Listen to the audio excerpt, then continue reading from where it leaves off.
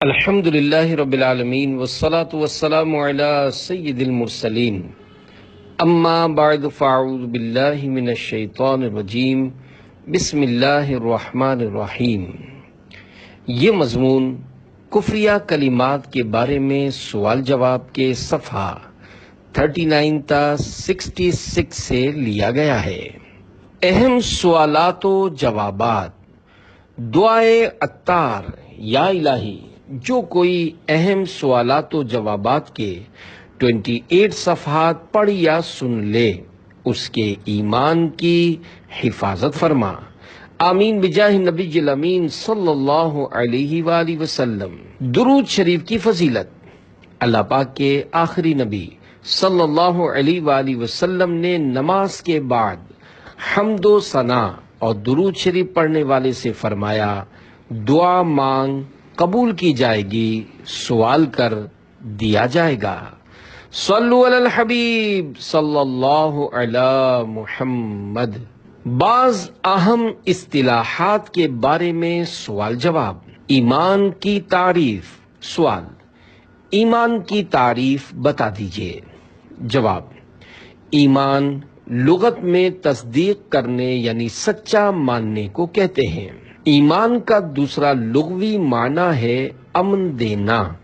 چونکہ مومن اچھے عقیدے اختیار کر کے اپنے آپ کو دائمی یعنی ہمیشہ والے عذاب سے امن دے دیتا ہے، اس لیے اچھے عقیدوں کے اختیار کرنے کو ایمان کہتے ہیں۔ اور اصطلاح شرع میں ایمان کے معنی ہے سچے دل سے ان سب باتوں کی تصدیق کرے جو ضروریات دین سے ہیں۔ اور اعلیٰ حضرت امام احمد رضا خان رحمۃ اللہ علیہ فرماتے ہیں، محمد الرسول اللہ صلی اللہ علیہ وآلہ وسلم کو ہر بات میں سچا جانے، حضور کی حقانیت کو صدق دل سے ماننا ایمان ہے۔ جو اس کا مقر یعنی اقرار کرنے والا ہو اسے مسلمان جانیں گے، جبکہ اس کے کسی قول یا فعل یا حال میں اللہ و رسول عز و جل و صلی اللہ علیہ وآلہ وسلم کا انکار یا تکذیب یعنی جھٹلانا یا توہین نہ پائی جائے۔ کفر کی تعریف۔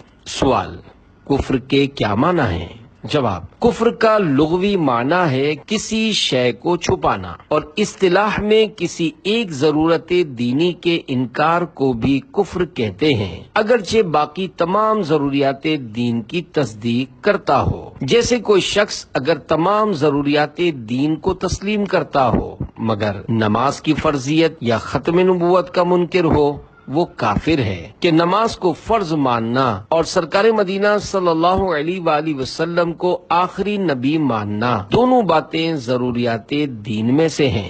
ضروریات دین کی تعریف۔ سوال: ضروریات دین کسے کہتے ہیں؟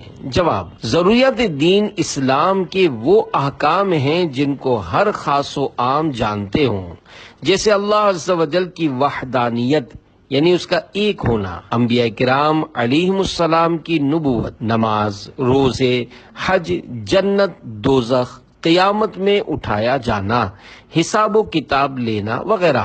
مثلا یہ عقیدہ رکھنا بھی ضروریات دین میں سے ہے کہ حضور رحمت للعالمین صلی اللہ علیہ وآلہ وسلم خاتم النبیین ہیں۔ حضور اکرم صلی اللہ علیہ وآلہ وسلم کے بعد کوئی نیا نبی نہیں ہو سکتا۔ عوام سے مراد وہ مسلمان ہیں جو علماء کے طبقے میں شمار نہ کیے جاتے ہوں، مگر علماء کی صحبت میں بیٹھنے والے ہوں اور علمی مسائل کا ذوق رکھتے ہوں۔ وہ لوگ مراد نہیں جو دور دراز جنگلوں پہاڑوں میں رہنے والے ہوں، جنہیں صحیح کلمہ پڑھنا بھی نہ آتا ہو، کہ ایسے لوگوں کو ضروریات دین سے نا واقف ہونا اس دینی ضروری کو غیر ضروری نہ کر دے گا۔ البتہ ایسے لوگوں کے مسلمان ہونے کے لیے یہ بات ضروری ہے کہ ضروریات دین کے منکر یعنی انکار کرنے والے نہ ہوں، اور یہ عقیدہ رکھتے ہوں کہ اسلام میں جو کچھ ہے حق ہے، ان سب پر اجمالاً ایمان لائے ہوں۔ ضروریات دین کی مزید وضاحت کے لیے نزہۃ القاری شرح صحیح البخاری جلد اول صفحہ 294 سے اقتباس ملاحظہ ہو۔ چنانچہ شارح بخاری حضرت علامہ مفتی محمد شریف الحق امجدی رحمۃ اللہ علیہ فرماتے ہیں، ایمان کی تعریف میں ضروریات دین کا جو لفظ آیا ہے، اس سے مراد وہ دینی باتیں ہیں جن کا دین سے ہونا ایسی قطعی یقینی دلیل سے ثابت ہو جس میں ذرہ برابر شبہ نہ ہو، اور ان کا دینی بات ہونا ہر عام و خاص کو معلوم ہو۔ خواص سے مراد علماء ہیں اور عوام سے مراد وہ لوگ ہیں جو عالم نہیں مگر علماء کی صحبت میں رہتے ہوں۔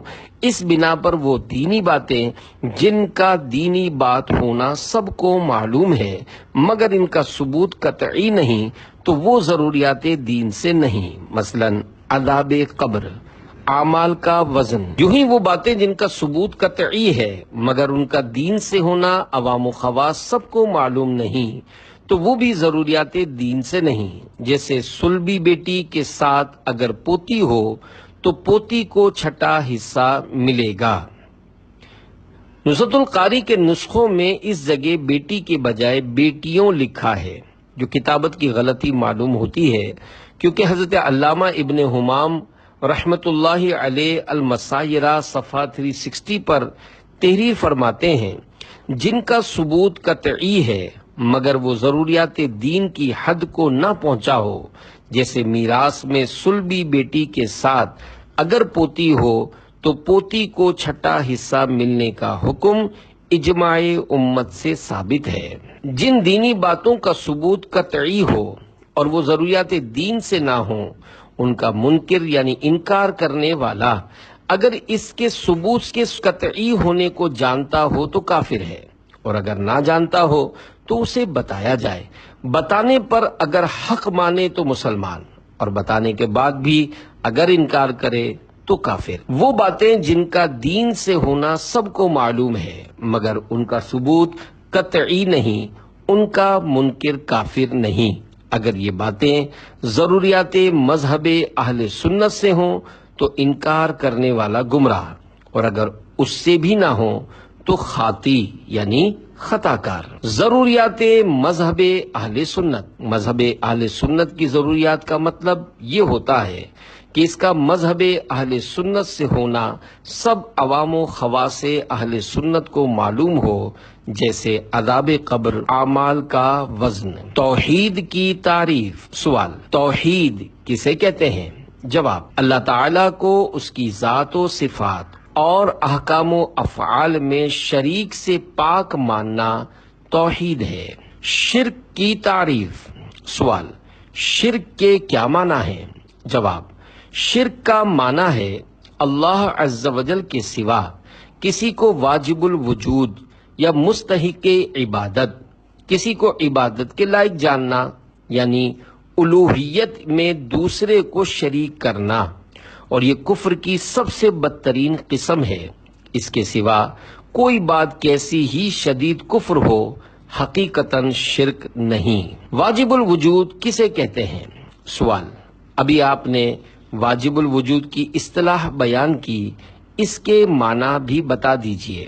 جواب، واجب الوجود ایسی ذات کو کہتے ہیں جس کا وجود یعنی ہونا ضروری اور عدم محال یعنی نہ ہونا غیر ممکن ہے، یعنی وہ ذات ہمیشہ سے ہے اور ہمیشہ رہے گی، جس کو کبھی فنا نہیں، کسی نے اس کو پیدا نہیں کیا بلکہ اسی نے سب کو پیدا کیا ہے، جو خود اپنے آپ سے موجود ہے، اور یہ صرف اللہ عز و جل کی ذات ہے۔ نفاق کی تعریف۔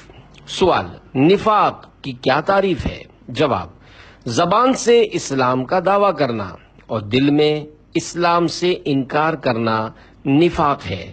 یہ بھی خالص کفر ہے، بلکہ ایسے لوگوں کے لیے جہنم کا سب سے نچلا طبقہ ہے۔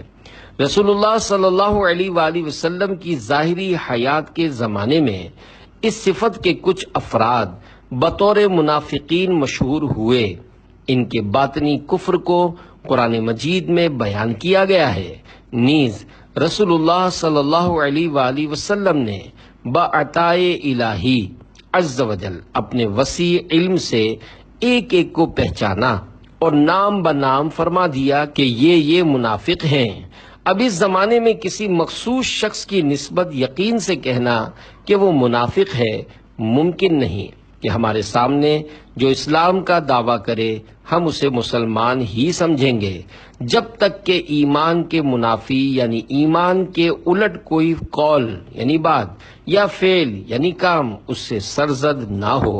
البتہ نفاق یعنی منافقت کی ایک شاخ اس زمانے میں بھی پائی جاتی ہے کہ بہت سے بد مذہب اپنے آپ کو مسلمان کہتے ہیں اور دیکھا جائے تو اسلام کے دعوے کے ساتھ ساتھ بہت سے ضروریات دین کا انکار بھی کرتے ہیں۔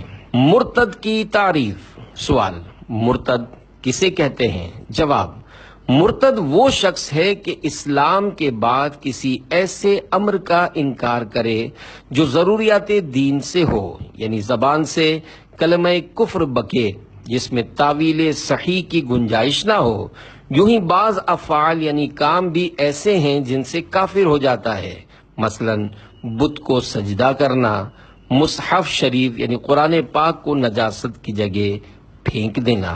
کفر کی اقسام اور تکفیر کے بارے میں سوال جواب۔ کلمات کفر کی قسمیں۔ سوال: کلمات کفر کی کتنی قسمیں ہیں؟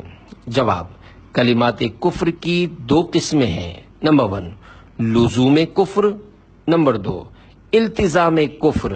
چنانچہ صدر الشریعہ بدر الطریقہ حضرت علامہ مولانا مفتی محمد امجد علی اعظمی رحمۃ اللہ علیہ فرماتے ہیں اقوال کفر یہ 2 قسم کے ہیں۔ نمبر 1 ایک وہ جس میں کسی مانع صحیح کا بھی احتمال یعنی پہلو ہو۔ نمبر 2 دوسرے وہ کہ اس میں کوئی ایسے مانع نہیں بنتے جو قائل کو کفر سے بچاوے۔ اس میں اول کو لزوم کفر کہا جاتا ہے اور قسم دوم کو التزام کفر۔ لزوم کفر کی صورت میں بھی فقہائے کرام رحمہم اللہ السلام نے حکم کفر دیا، مگر متکلمین یعنی جو علماء کرام علم کلام یعنی علم عقائد کے ماہر ہوتے ہیں اور نقلی یعنی شرعی دلائل کے ساتھ ساتھ عقلی دلائل سے بھی عقائد کو ثابت کرتے ہیں، انہیں متکلمین کہا جاتا ہے، مگر متکلمین رحمہم اللہ المبین اس سے سکوت کرتے یعنی خاموشی اختیار فرماتے ہیں اور فرماتے ہیں جب تک التزام کی صورت نہ ہو قائل کو کافر کہنے سے سکوت کیا جائے گا، اور احوط یعنی زیادہ محتاط یہی مذہب متکلمین رحمہم اللہ المبین ہے، واللہ اعلم۔ لزوم و التزام کی تفصیل۔ سوال: لزوم کفر اور التزام کفر کی مزید تفصیل بیان کر دیجیے۔ جواب: لزوم کفر کی تعریف کا خلاصہ یہ ہے کہ وہ بات عین کفر نہیں مگر کفر تک پہنچانے والی ہے، اور التزام کفر یہ ہے کہ ضروریات دین میں سے کسی چیز کا صراحتاً یعنی واضح طور پر خلاف کرے۔ چنانچہ میرے آقا اعلی حضرت امام اہل سنت مجدد دین و ملت مولانا شاہ احمد رضا خان رحمت اللہ علیہ لزوم و التزام کے متعلق فرماتے ہیں سید العالمین محمد رسول اللہ صلی اللہ علیہ وآلہ وسلم جو کچھ اپنے رب عز و جل کے پاس سے لائے ان سب میں ان کی تصدیق کرنا اور سچے دل سے ان کی ایک ایک بات پر یقین لانا ایمان ہے، اور معاذ اللہ عز و جل ان میں سے کسی بات کا جھٹلانا اور اس میں ادنا شک لانا کفر ہے۔ پھر یہ انکار جس سے خدا مجھے اور سب مسلمانوں کو پناہ دے 2 طرح ہوتا ہے، نمبر 1 لزومی و نمبر 2 التزامی۔ التزامی یہ کہ ضروریات دین سے کسی شے کا تصریحاً یعنی صاف صاف خلاف کرے، یہ قطعاً اجماعاً کفر ہے، اگرچہ خلاف کرنے والا نام کفر سے چڑھے اور کمال اسلام کا دعویٰ کرے، جیسے طائفہ تالیفہ نیا چرا یعنی ہلاک و برباد ہونے والے نیچری فرقہ والوں کا وجود ملک و جن و شیطان و آسمان و نار و جنان و معجزات انبیاء علیہم صلاۃ السلام سے ان معنی پر کہ اہل اسلام کے نزدیک حضور صلی اللہ علیہ وآلہ وسلم سے متواتر ہیں انکار کرنا، اور اپنی تعویلات باطلہ اور توہمات عاطلہ یعنی جھوٹی تعویلوں اور خالی وہموں کو لے مرنا، نہ ہرگز ان تعویلوں کے شوشے انہیں کفر سے بچائیں گے، نہ محبت اسلام و ہمدردی کے جھوٹے دعوے کام آئیں گے۔ اور لزومی یہ کہ جو بات اس نے کہی عین کفر نہیں مگر منجر بھی کفر یعنی کفر کی طرف لے جانے والی ہوتی ہے، یعنی معال سخن و لازم حکم کو ترتیب مقدمات و تتمیم تقریبات کرتے لے چلیے تو انجام کار اس سے کسی ضروری دین کا انکار لازم آئے۔ اعلی حضرت رحمت اللہ علیہ کے فتوے کا آسان لفظوں میں خلاصہ۔ سوال: سرکار اعلی حضرت رحمت اللہ علیہ کے مبارک فتوے کے بیان کردہ اقتباس کا آسان لفظوں میں خلاصہ کر دیجئے۔ جواب: میرے آقا اعلی حضرت امام اہل سنت مجدد دین و ملت مولانا شاہ امام احمد رضا خان رحمت اللہ علیہ اپنے مبارک فتوے کے مذکورہ اقتباس میں ایمان و کفر کی تعریف بیان کرنے کے بعد کفر کی دو اقسام لزوم و التزام کا ذکر کرتے ہوئے فرماتے ہیں: نمبر 1، التزام کفر یعنی ضروریات دین میں سے کسی ایک چیز کا بھی خلاف کرنا، چاہے وہ خلاف کرنے والا بظاہر اسلام کا کیسا ہی شیدائی بنتا ہو اور بے شک کفر کے نام سے چڑھتا ہو، مگر اس پر حکم کفر ہے اور وہ اسلام سے خارج ہے، جیسا کہ نیچری فرقے والے جو کہ بظاہر اسلام اور ملت اسلامیہ کی محبتوں کا خوب دم بھرتے اور بڑھ چڑھ کر اپنے آپ کو مسلمانوں میں کھپاتے ہیں، مگر کئی ضروریات دین کا خلاف کرتے ہیں، مثلا ملائکہ، جنات، شیطان، آسمان، جنت، دوزخ اور معجزات انبیاء کرام علیہم السلام کے وہ معنی جو کہ ہمارے مکی مدنی آقا صلی اللہ علیہ وآلہ وسلم سے بتواتر ثابت ہیں اور سبھی اہل اسلام کا جن پر اتفاق ہے، ان کو تسلیم کرنے کے بجائے الٹی سیدھی تعویلوں کے ذریعے اپنے من گھڑت جداگانہ معنی بیان کرتے ہیں، لہذا نیچریوں کو ان کے محبت اسلام کے دعوے ہرگز کفر سے نہیں بچا سکتے۔ نمبر 2، لزوم کفر عین کفر تو نہیں ہوتا مگر کفر تک لے جانے والا ہوتا ہے، یعنی کلام کا انجام اور حکم کا لازم کفر حقیقی ہے۔ مراد یہ کہ اگر مقدمات کو ترتیب دیا جائے اور تقریبات کو مکمل کرتے جائیں تو بالآخر کسی ضروری دینی کا انکار لازم آئے۔ اس کی بہت سی صورتیں ہوتی ہیں۔ اختلافی کفر کے بارے میں حکم۔ سوال: ایسے شخص کے بارے میں کیا حکم ہے جس کے قول کے کفر ہونے نہ ہونے میں ائمہ دین یعنی فقہا اور متکلمین کا اختلاف ہو؟ جواب: ایسا شخص اگرچہ اسلام سے خارج نہیں، تاہم اس کے لیے توبہ و تجدید ایمان و نکاح کا حکم ہے۔ چنانچہ میرے آقا اعلی حضرت امام اہل سنت مجدد دین و ملت مولانا شاہ احمد رضا خان رحمت اللہ علیہ فرماتے ہیں: پھر جبکہ ائمہ دین یعنی فقہا اور متکلمین ان کے کفر میں مختلف ہو گئے تو راہ یہ ہے کہ اگر اپنا بھلا چاہیں جلد اثر نو کلمہ اسلام پڑھیں۔ چند سطور بعد مزید فرماتے ہیں: اس کے بعد اپنی عورتوں سے تجدید نکاح کریں کہ کفر خلافی یعنی قول یا فعل کے کفر ہونے میں فقہا اور متکلمین کا اختلاف ہو، اس کا حکم یہی ہے۔ کفر لزومی میں اعمال برباد ہو جاتے ہیں یا نہیں؟ سوال: جس کے کسی قول یا فعل کے کفر ہونے میں ائمہ دین یعنی فقہا اور متکلمین کا اختلاف ہو، کیا اس کے بھی تمام اعمال برباد ہو جاتے ہیں؟ جواب: نہیں، کیونکہ یہ کفر لزومی ہے اور ایسا شخص اسلام سے خارج نہیں ہوتا، اس کا نکاح بھی نہیں ٹوٹتا، اس کی بیعت بھی برقرار رہتی ہے، اس کے سابقہ اعمال بھی برباد نہیں ہوتے، البتہ اس کے لیے تجدید ایمان و تجدید نکاح کا حکم ہے۔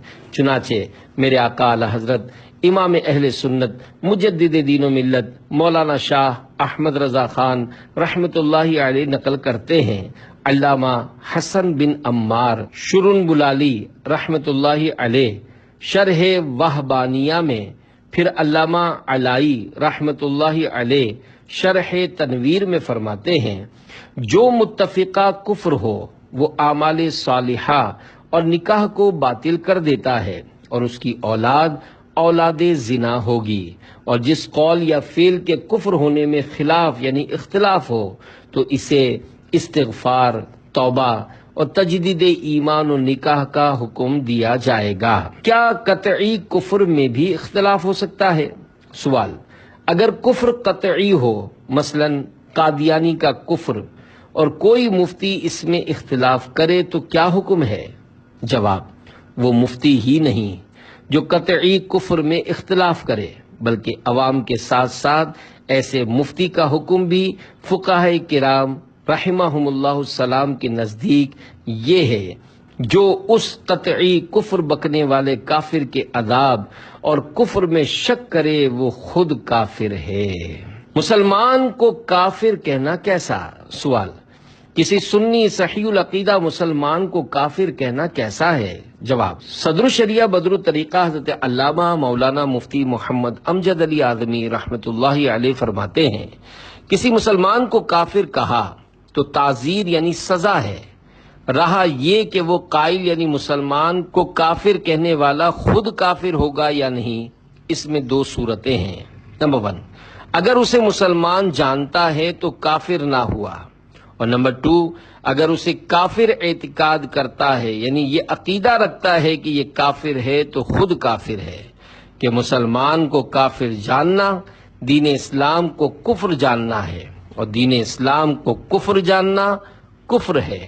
ہاں، اگر اس شخص میں کوئی ایسی بات پائی جاتی ہے جس کی بنا پر تکفیر ہو سکے اور اس نے اسے کافر کہا اور کافر جانا تو کہنے والا کافر نہ ہوگا۔ نیز فرمایا، مسلمان کو بطور گالی بد مذہب، منافق، زندیق، یہودی، نصرانی کا بچہ، کافر کا بچہ کہنے پر بھی تعزیر یعنی سزا ہے، البتہ جو واقعی کافر ہے اس کو کافر ہی کہیں گے۔ دوسرے کے بارے میں کافر ہونے کی آرزو۔ سوال: زید نے بکر سے کہا، کاش تو سکھ ہوتا کہ کم از کم تیرے چہرے پر داڑھی تو ہوتی، زید کے بارے میں کیا حکم ہے؟ جواب: زید بے قید کے اس قول بدتر از بول میں کفر پر راضی رہنا پایا جا رہا ہے، یہ کہنا کفر ہے۔ حضرت علامہ علی قاری رحمت اللہ علیہ نقل کرتے ہیں، سیدنا امام اعظم ابو حنیفہ رحمت اللہ علیہ سے مروی ہے، کسی کے کفر پر راضی ہونا بغیر کسی تفصیل کے کفر ہے۔ بے خیالی میں کفر بک دینا۔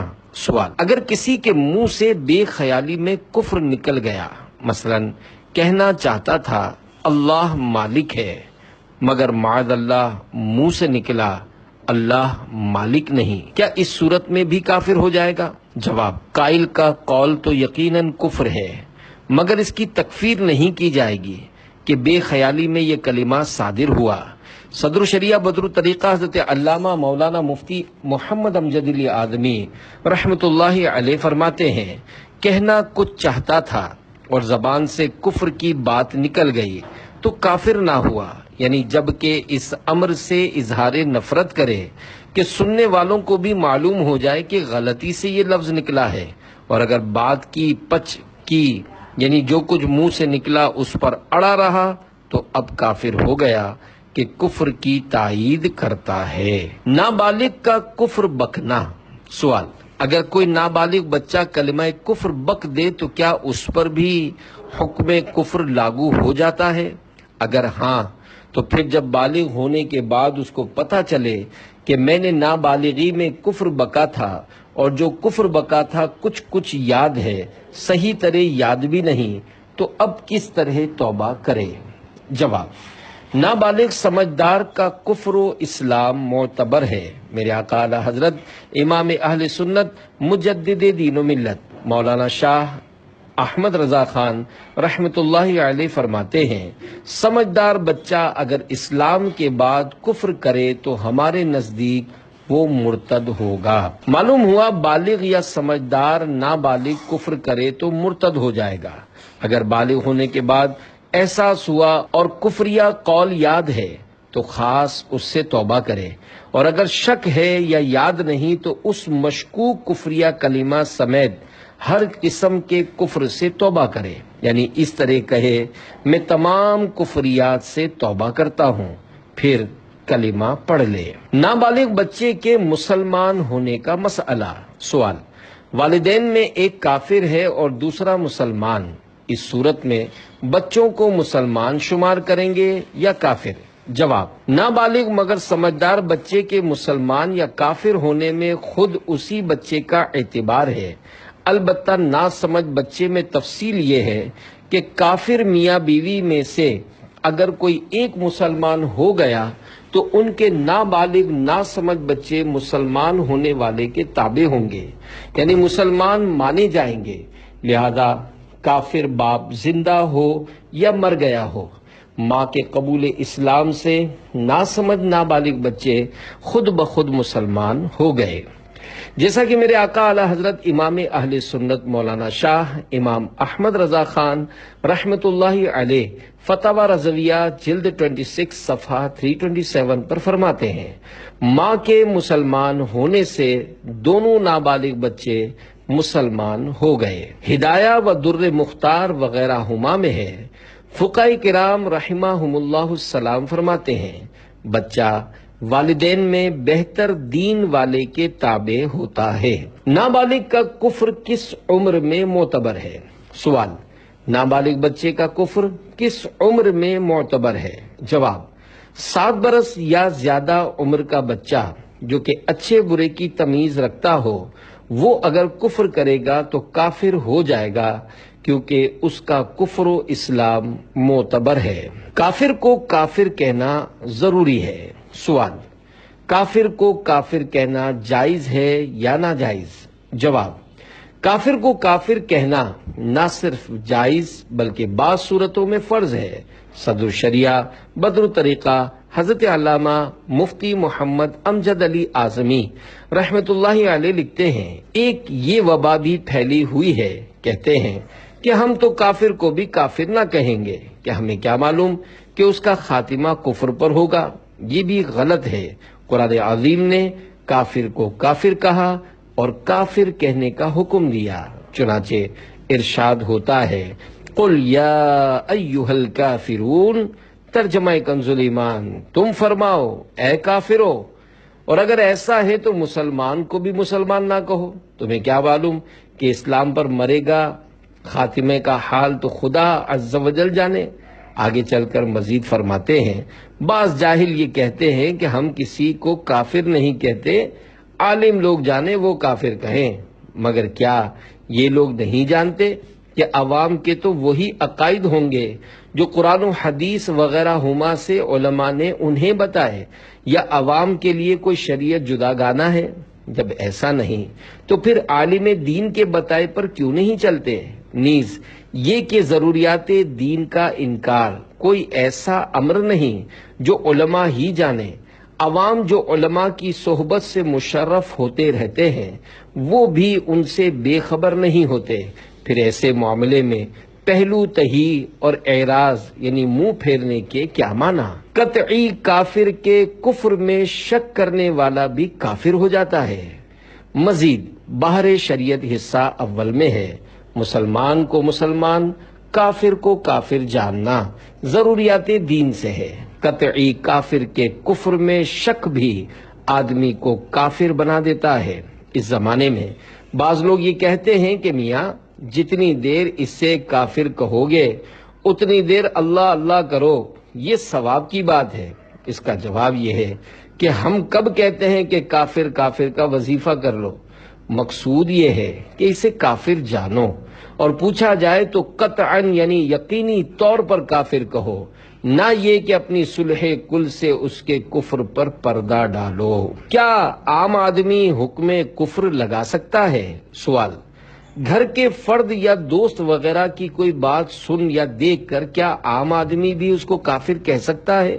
جواب، جب کسی بات کے کفر ہونے کے بارے میں یقینی طور پر معلوم ہو، مثلا کسی مفتی صاحب نے بتایا ہو یا کسی معتبر کتاب مثلا بحر شریعت یا فتاوی رضویہ شریف وغیرہ میں پڑھا ہو، تب تو اس کفری بات کو کفر ہی سمجھے، ورنہ صرف اپنی اٹکل سے ہرگز ہرگز ہرگز کسی مسلمان کو کافر نہ کہے، کیونکہ کئی جملے ایسے ہوتے ہیں جن کے بعض پہلو کفر کی طرف جا رہے ہوتے ہیں اور بعض اسلام کی طرف، اور کہنے والے کی نیت کا بھی معلوم نہیں ہوتا کہ اس نے کون سا پہلو مراد لیا ہے۔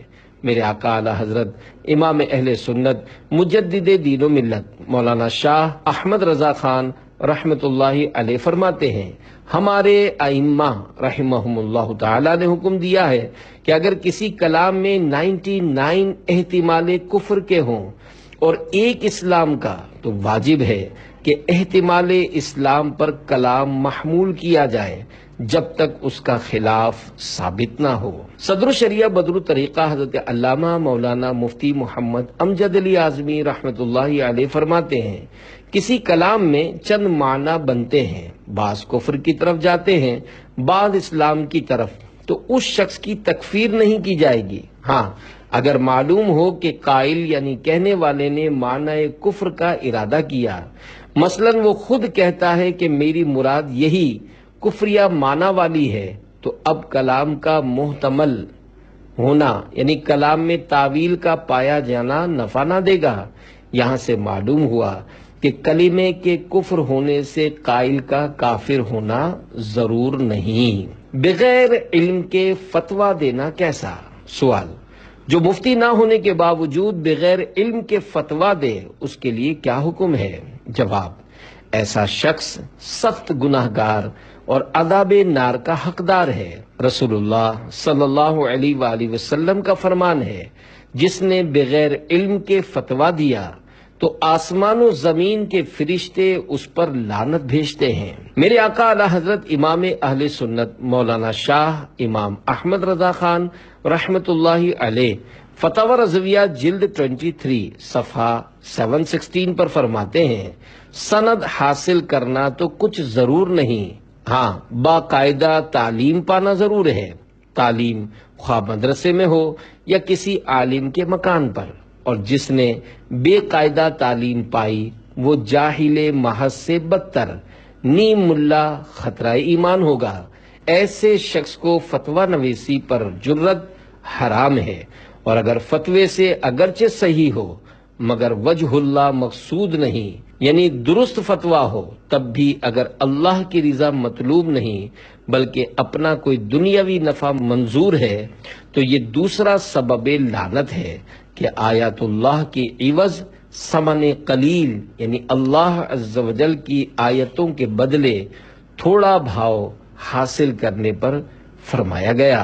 اولئک لا خلاق لهم فی الآخرة ولا یکلمهم اللہ ولا ينظر الیہم یوم القیامة ولا یزکیہم وَلَهُمْ عَذَابٌ أَلِيمٌ۔ ترجمہ کنز الایمان، آخرت میں ان کا کچھ حصہ نہیں، اور اللہ عز و جل نہ ان سے بات کرے، نہ ان کی طرف نظر فرمائے قیامت کے دن، اور نہ انہیں پاک کرے، اور ان کے لیے دردناک عذاب ہے۔ غلط مسئلہ بتانا سخت کبیرہ گناہ ہے۔ میرے آقا اعلی حضرت امام اہل سنت مولانا شاہ امام احمد رضا خان رحمت اللہ علیہ فتاوی رضویہ جلد 23 صفحہ 711 تا 712 پر فرماتے ہیں، جھوٹا مسئلہ بیان کرنا شدید کبیرہ گناہ ہے۔ اگر قصدن ہے تو شریعت پر افطرا یعنی جھوٹ باندھنا ہے، اور شریعت پر افطرا اللہ عز و جل پر افطرا ہے، اور اللہ عز و جل فرماتا ہے، ان الذين يفترون على الله الكذب لا يفلحون۔